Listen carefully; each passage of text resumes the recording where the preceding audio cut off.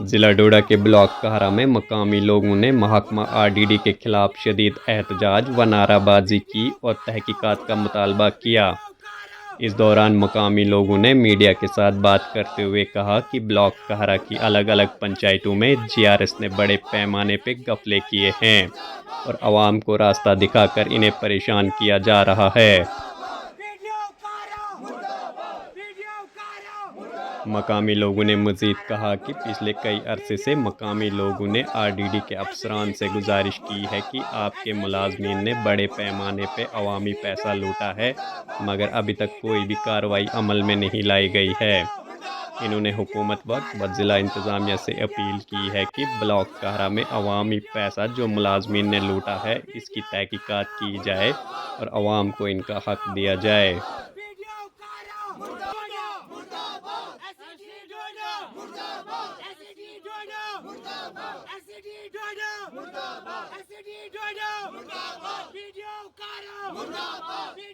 अस्सलामुअलैकुम नाजरीन, आप देख रहे हैं द न्यूज़ फ्लैशर। मैं हूं आपके साथ आपकी मेज़बान रेशमा चौधरी। इस वक्त हम मौजूद हैं बीडीओ ऑफिस कहरा के सामने। यहाँ पर जो आवाम यहाँ की प्रोटेस्ट कर रही है, सुबह से हम दिखा रहे हैं, उसी के चलते इस वक्त यहाँ की आवाम से हम बात करने की कोशिश करते हैं।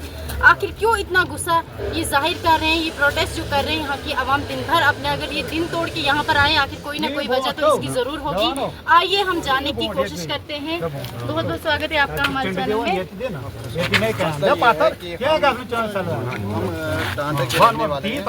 जो कि हमारे ब्लॉक में बहुत सारे लोग हैं ऐसे जिन्होंने लूट खसूट किया है हमारे पंचायत में, जो कि हमारे गरीब गुरबा लोग हैं ऊपर, जिनको पढ़ना लिखना कुछ नहीं आते, उनसे फेक रसीदें ली है कि आपके अकाउंट में हम पैसे डालेंगे।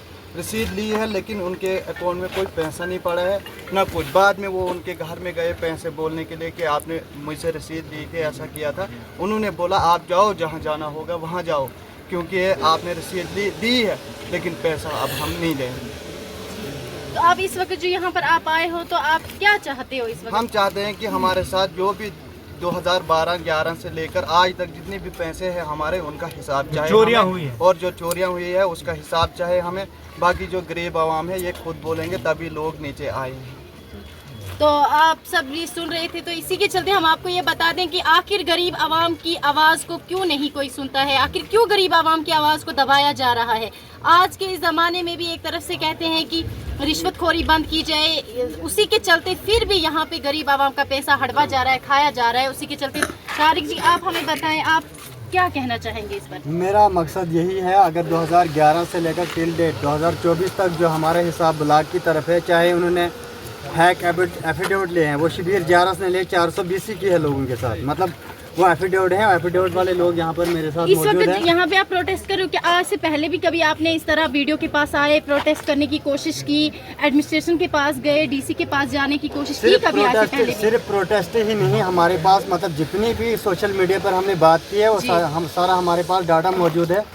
2023 में भी सोशल मीडिया में हमने सारी बात बताई थी। डीसी साहब के पास विजिट किया, वहाँ डोडा से वसीम गुत्तू साहब का चैनल है, उसके चैनल के माध्यम से हमने वहाँ बात रखी एडमिनिस्ट्रेशन के सामने। आरटीआई भी डाली हुई है, सिर्फ बात रखने की बात नहीं, बीडीओ साहब के पास कितनी बार आए होंगे, आरटीआई भी डाली हुई है।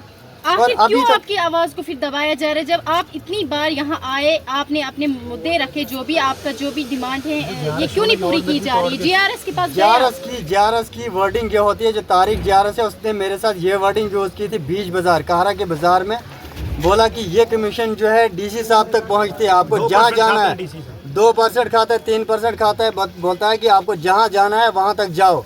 और ये बात भी बताई कि ये करप्शन जो है मोदी नहीं रोक पाए, आप कौन होते रोकने वाले। और हमने ठान ली है कि आज हम बता के रखेंगे कि करप्शन को रोकते कैसे और हिसाब लेते कैसे हैं, और हम हिसाब लेकर रहेंगे, तब तक यहाँ से नहीं उठेंगे जब तक ना पब्लिक का हिसाब होगा। अगर पब्लिक का हिसाब नहीं हुआ तो यहाँ तक हम तब तक सीटें यहीं पर करते रहेंगे, भूख हड़ताल भी रखेंगे और यहाँ से उठेंगे नहीं जब तक ना मेरी पब्लिक का हिसाब मिलेगा। हिसाब लेकर रहेंगे, इनको बताएंगे करप्शन को रोकते कैसे हैं और हिसाब लेते कैसे, वो हम लेकर रखेंगे। आज हिसाब इनको देना पड़ेगा पुरअमन तरीके से, और हम ऐसे वायलेंस नहीं करेंगे, किसी को मतलब किसी के साथ बदतमीजी नहीं करेंगे जब तक ना डीसी साहब यहाँ पहुँचेगा। उसके बाद विजिलेंस को भी यहाँ पर पहुँचना पड़ेगा, सीआईडी सीबीआई जो बाद में ये कहते हैं कि हम तक बात नहीं पहुँचती है, मैं सीबीआई से भी ये बात उन तक भी पहुंचाना चाहता हूं, सीआईडी से भी बात, सीआईडी विजिलेंस जो है उन तक भी ये बात मैं पहुंचाना चाहता हूं कि कुछ ब्लॉक के बंदे बोलते हैं कि हम विजिलेंस के बंदे हैं। मैं जानना चाहता हूं कि विजिलेंस जारस हैं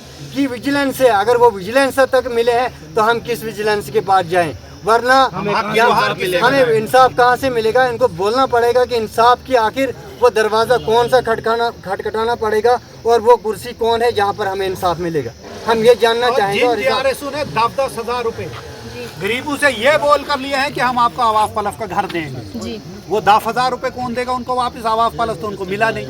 हाँ, और पहली पेमेंट डाली है, दूसरी पेमेंट जियो टैग के लिए GRF नहीं जा रहा है उनके पास, बोलता है 5-5 हज़ार रुपए तो फिर आपका घर जियो टैग करेंगे। क्या ये है ट्रांसपेरेंसी?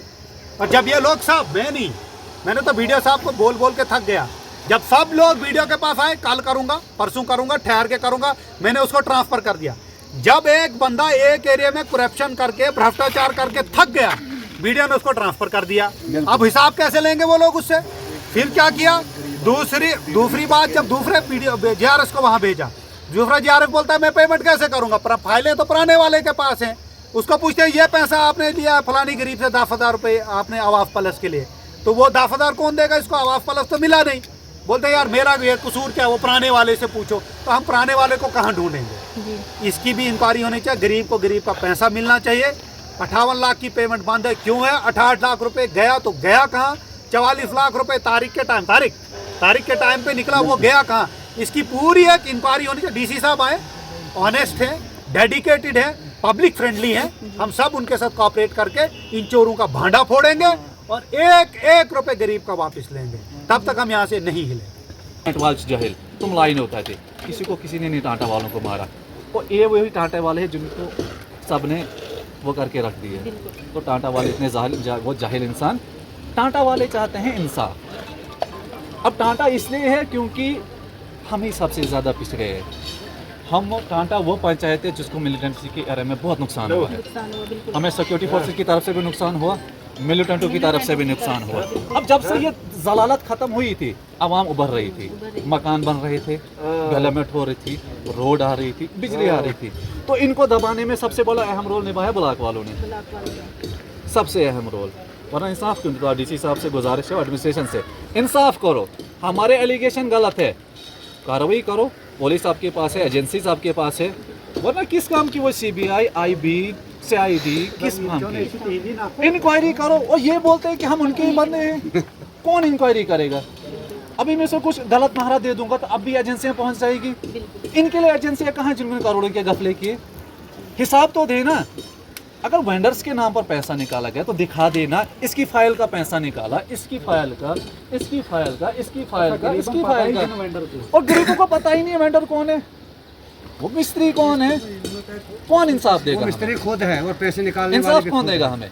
और रोएंगे यहाँ बैठ के, कौन सुनेगा हमारा? रोज आप भी आते हो मीडिया पर, दूसरे पर हर कांटा में पार्टनर कोई ना कोई मीडिया पर्सन आ ही जाता है, रिपोर्ट में हो जाता है।